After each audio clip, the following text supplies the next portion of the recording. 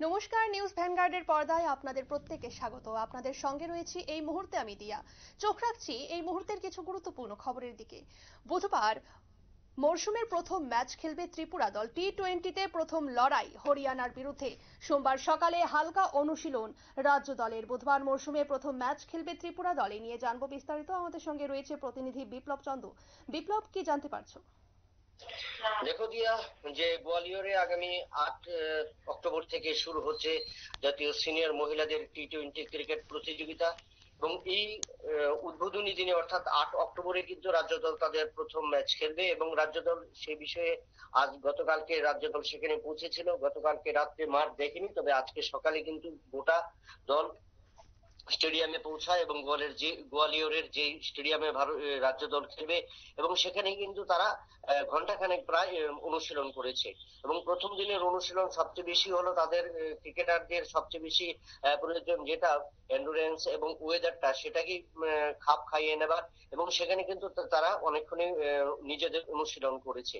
কারণ অনুশীলন করার কারণ হলো যে এই ম্যাচ আগামীকালকে পরশুদিন অর্থাৎ বুধবারের যে ম্যাচ খেলবে হরিয়ানার বিরুদ্ধে, তার আগে কিন্তু রাজ্য দলকে আত্মবিশ্বাসী হতে হবে। কারণ রাজ্য দল এই বছর যে গ্রুপে রয়েছে এই গ্রুপে কিন্তু শক্তিশালী গ্রুপ, অর্থাৎ সেই ক্ষেত্রে রাজ্য দল যেখানে হরিয়ানার বিরুদ্ধে প্রথম ম্যাচ খেলবে, তারপর হায়দ্রাবাদ, তারপর কর্ণাটক, এরপর হিমাচল প্রদেশ, এরপর ছত্তিশগড়, এরপর উড়িষ্যা এবং এরপর অন্ধ্রপ্রদেশ রয়েছে।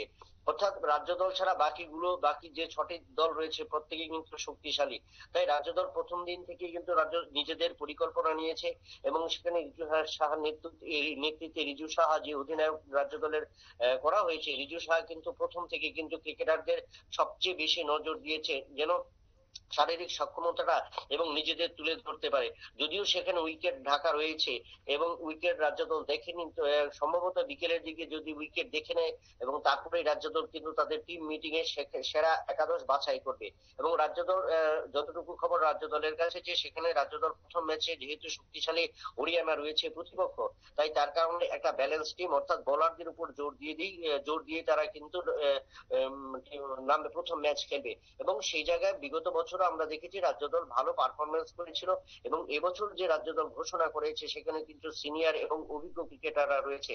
তাই রাজ্য দল সম্পর্কে অধিনায়িকা রিজু সাহা সেটা আশাবাদী যে রাজ্য দল 6টি ম্যাচ খেলবে এবং সেখানে প্রত্যেকটি দলই অনেকটাই শক্তিশালী, কিন্তু প্রত্যেক দলের সাথে রাজ্য দলের ক্রিকেটাররা লড়াই করবে। তার জন্য কিন্তু রিজু সাহা এবং দলীয় কোচ এবং দলীয় ম্যানেজার যিনি রয়েছেন রিধি রঞ্জন চৌধুরী, তিনিও জানিয়েছেন যে মেয়েরা প্রত্যেকেই তৈরি এবং প্রথম ম্যাচ থেকে কিন্তু আত্মবিশ্বাসের সাথে মাঠে নামার লড়াই এবং সেই লড়াই কিন্তু একটা নতুন বার্তা। কারণ প্রথম ম্যাচে যদি হরিয়ানাকে তারা চাপে রাখতে পারে বা হরিয়ানার বিরুদ্ধে জয় তুলে নিতে পারে, যদিও অনেকটা কঠিন ব্যাপার, তবুও কিন্তু রাজ্য দল পরে দ্বিতীয় ম্যাচ অর্থাৎ 9 তারিখ রাজ্য দল খেলবে হায়দ্রাবাদের বিরুদ্ধে, এরপর 11 অক্টোবর কর্ণাটকের বিরুদ্ধে, 13 October Himachal Pradesh, 15 October Chhattisgarh, 17 October Orissa এবং 19 অক্টোবর রাজ্য দল তাদের শেষ ম্যাচ খেলবে অন্ধ্রপ্রদেশের বিরুদ্ধে।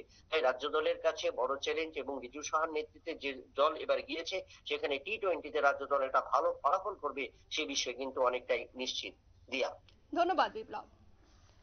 আপনারা শুনলেন এবং এই টুর্নামেন্টে ত্রিপুরা দলের পারফরমেন্স কেমন হয় তা কিন্তু নিয়ে ত্রিপুরা ক্রিকেট প্রেমীরা কিন্তু বেশ উৎসাহ রয়েছে। নিয়ে নিচ্ছে ছোট্ট একটি বিজ্ঞাপন বিরতির সঙ্গে থাকুন।